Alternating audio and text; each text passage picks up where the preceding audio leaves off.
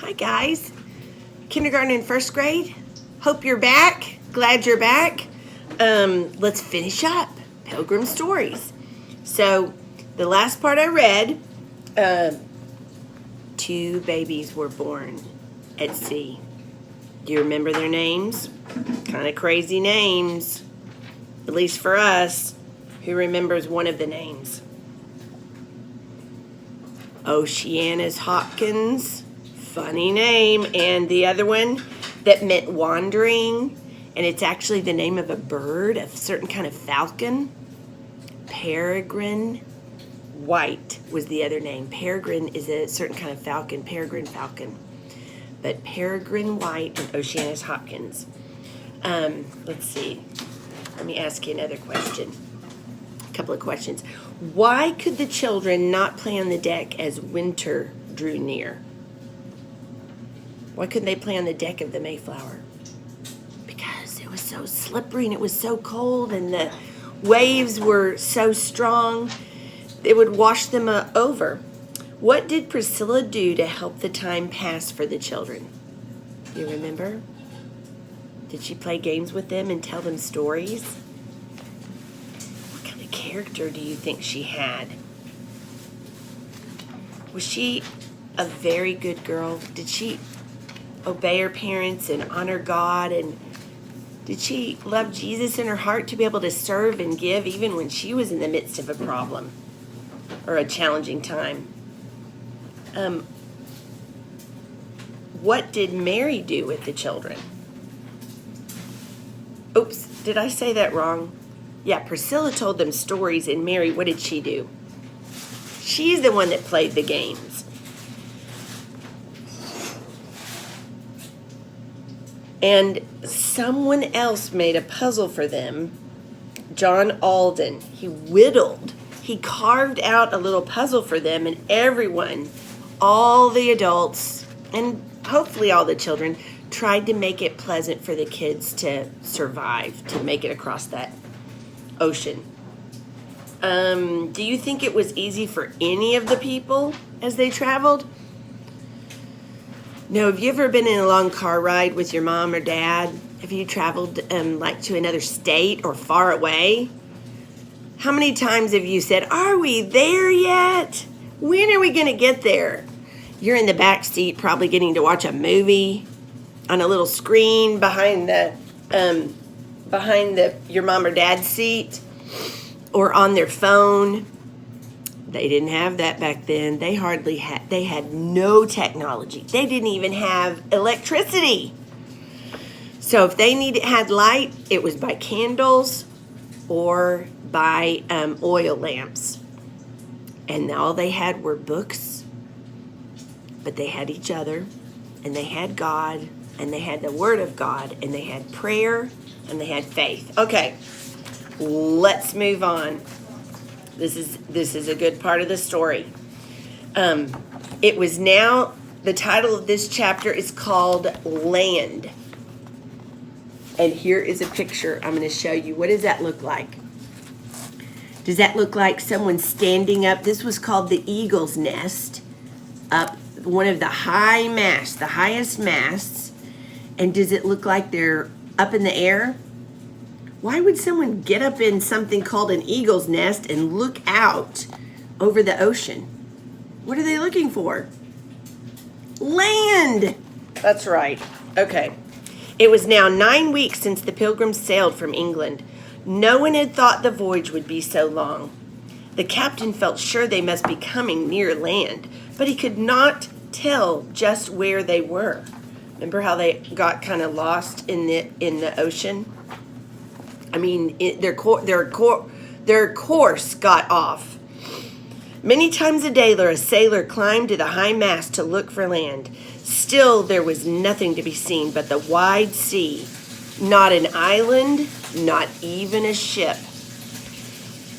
At daybreak, one cold November morning, a glad shout rang through the ship. Land! Land!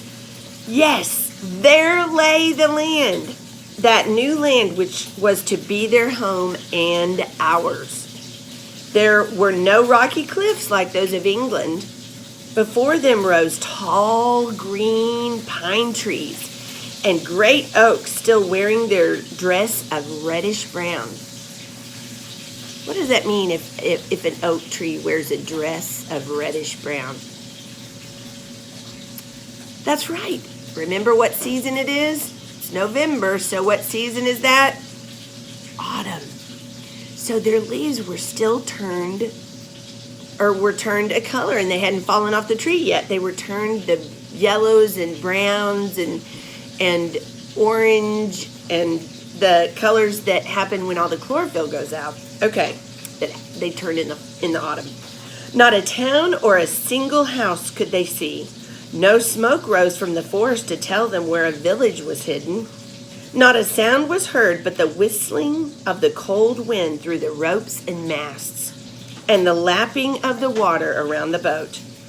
"This is not the sunny Southland we had hoped to find," said their governor, John Carver. "The storms have driven us too far north for that." "No, this is not the sunny Southland, but land of any sort is a joyful sight after our long voyage, replied Elder Brewster. "Let us not forget to thank God who has brought us safe to this new land." It was too near winter to sail farther south. Nearby, the Pilgrims must find the best place to make their home. So the little ship sailed into the quiet bay and dropped anchor. Perhaps it too was glad the long voyage was ended. I don't know if the ship was glad, but it probably needed a break from the strain of the ocean. The water in the bay was so shallow that the ship could not reach the shore. So the men quickly lowered the small boat the Mayflower carried. Then Miles Standish, William Bradford, John Alden, and several of the others climbed down the rope ladder into their boat and rowed away. They carried their guns and axes and had an empty keg which they hoped to fill with fresh water. That's one of the empty barrels. That which they brought from England was almost gone, and all were thirsty for a drink of cold, fresh water. The sun had gone under a cloud. The wind was wild and cold. The icy water dashed over the hands of the men as they rowed. This was a rowboat. It wasn't the big ship with the sails on it. They had to row to shore. When they reached the shore, they pulled the boat up on the sand that it might not drift away. "I think 2 or 3 men had better stay near the boat while the others go into the forest," said Captain Standish. "We would be in a sad plight if Indians were to steal our boat while we all are gone." So John Alden and William Bradford stayed near the boat. Floating on the shallow water or flying through the air were hundreds of wild fowl. What would that be? What's fowl? What would be flying through the air by the hundreds? Birds, wild birds. The Pilgrims had not tasted fresh meat since they left England. What a treat some of these wild birds would be to eat.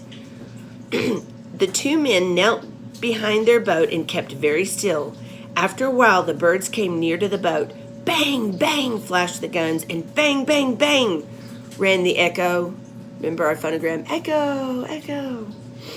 Away flew the birds, but John ran along the shore and waded into the water, picking up the ducks they had killed. "We will have a supper fit for a king tonight," said John to himself as he carried the birds back to the boat.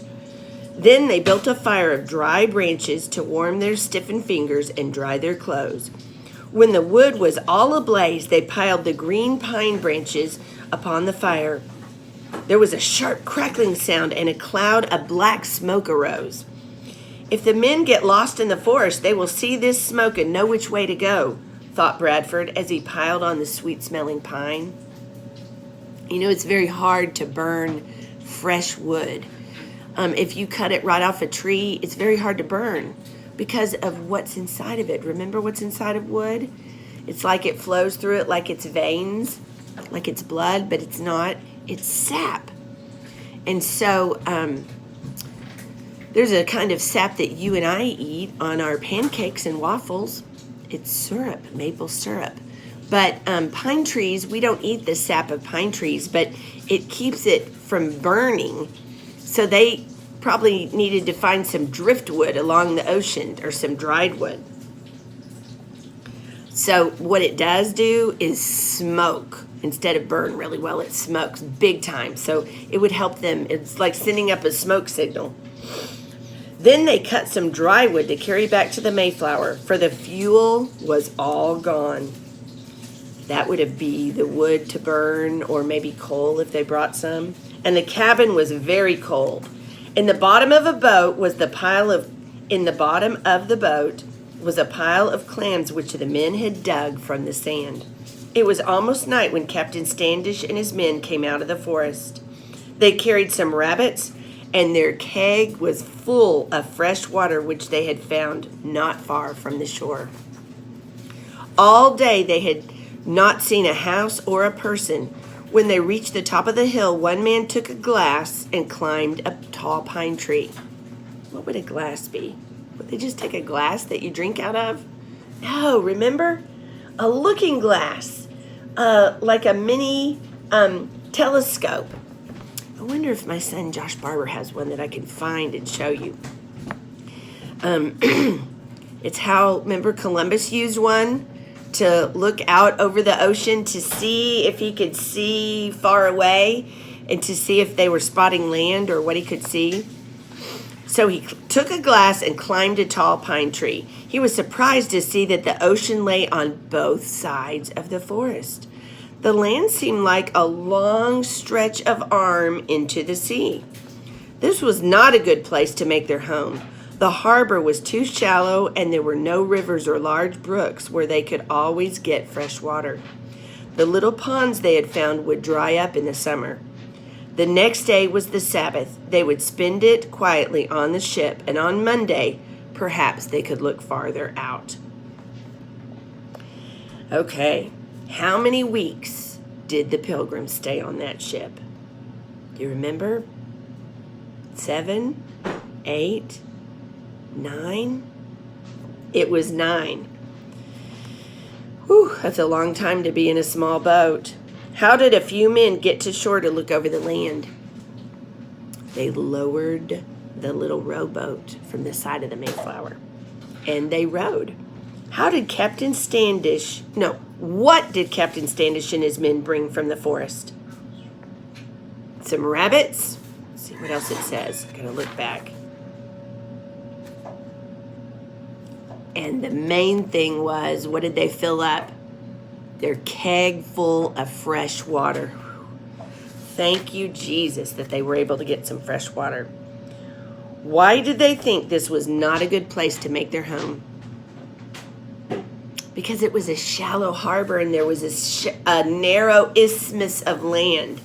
Let me see if I can show you. I didn't give this to you in your folder. It comes a little bit later, but they probably originally landed on somewhere like this. They had sailed into this harbor, and they could see that, there's land. There's water on both sides, and this isn't colored, I'm sorry. So this wasn't going to be a good place to make their home. They needed to go to the mainland. All right. Let me see if I'm in the right spot. The first washing day in New England.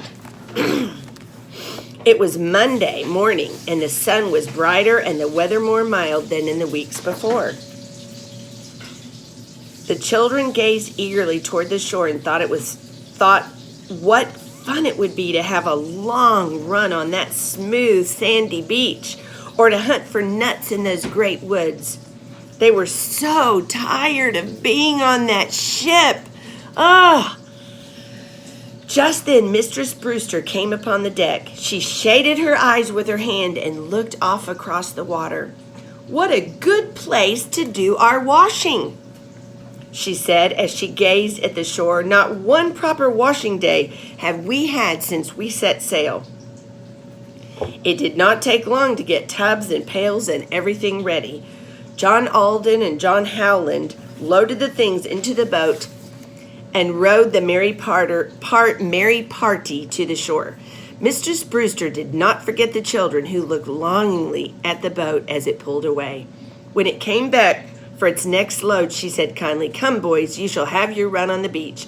We need your quick feet and strong arms to bring brushwood for our fires. And the girls must come too. They can help spread the clothes upon the bushes to dry." No washing machine. Why did they need to build fires? They had to heat the water somehow, so they had to bring their big copper kettles, heat the water, put it in another tub, then use a scrub board or like sticks to wash it, to scrub it up, maybe even stones. Let's see if there's a good picture. Take a look. We're not there yet. Mr. Barber's over there cooking. Take a look right there. They're cooking. They're heating with their big copper kettles, and they've got their big wash tubs, and she's plunging and scrubbing. Maybe I've got to go look, but I have a little washboard that I got from Papa's house that I'll show you. Maybe they had something like that, but we know the later settlers brought it. So I don't know if the Pilgrims actually had it, but okay, let's keep going. And then they didn't have a clothes dryer. They were going to have to lay the clothes out over bushes to dry in the sun. I've had to do that before when I've been camping. Okay, let's see. It seems so good to be on the ground again. As soon as the boat touched the sand, the children sprang ashore and raced each other up and down the beach. "Let's hunt for nuts under those trees," cried Love Brewster, and away the boys bounded toward the woods. For some reason, I thought Love was a girl. Have I been confused all this time? John Alden shouldered his gun and went with them, for it was not safe for them to go into the forest alone. In the edge of the wood stood a tall, straight tree. The long scales which curled from its shaggy bark told John Alden it was a hickory tree. Under the tree was a thick carpet of yellow-brown leaves. Under that carpet, there must be plenty of sweet nuts. The boys dragged their feet through the deep leaves and tossed them aside with their hands. Yes, there lay the white nuts, thousands and thousands of them. The frost had opened their tough brown coats, their shells, but the tree had covered them with a blanket of leaves. While the boys were gone, the men drove 2 forked stakes into the hard sand. Across the top of these stakes, they placed a long pole from which to hang the great kettles. Soon the fire was snapping and crackling under the kettles. The flames leaped higher and higher, and as the children piled dry leaves and branches upon them. Then the water began to simmer and sing.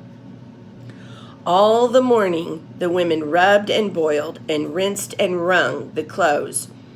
Wrung means to squeeze it out. I think that we've had to wring out some of our rags before outside to get the extra water out, even at the cottage school. The men were kept busy carrying water and firewood. By noon, the tubs were empty. And as Mary Children spread the last little dress to dry, she saw the boat pull away from the Mayflower. "Here comes Priscilla with our dinner," she cried. Priscilla was a wonderful cook. Sometimes there was but little to cook, but Priscilla could always make something dainty and good from the plainest of foods. Today she had made a great kettle of soup with vegetables and the broth of the wild beasts. How good it smelled as it heated over the fire. Long before night, the clean, fresh clothes were dry and folded away in the tubs and kettles. Then the tired but happy Pilgrims rowed back to the Mayflower.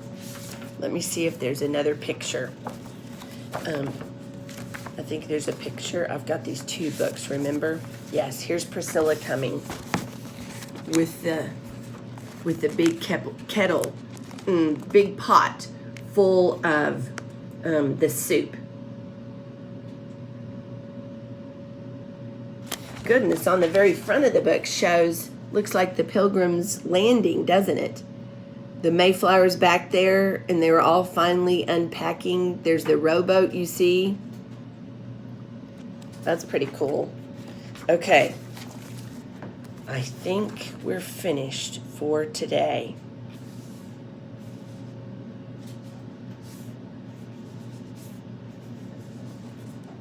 Yep.